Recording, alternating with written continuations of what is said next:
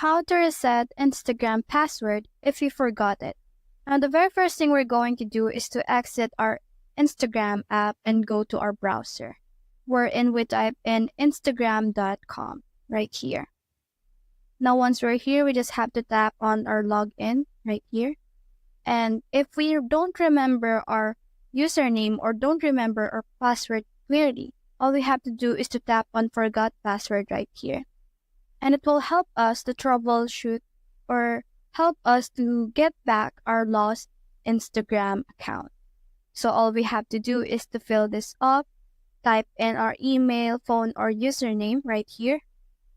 Let's say right here, and they will automatically send a login link to your account. Now, after doing that, you will be able to receive something from your email or your number that will give a confirmation or that will give a login link for you to be able to restore your Instagram password and Instagram account.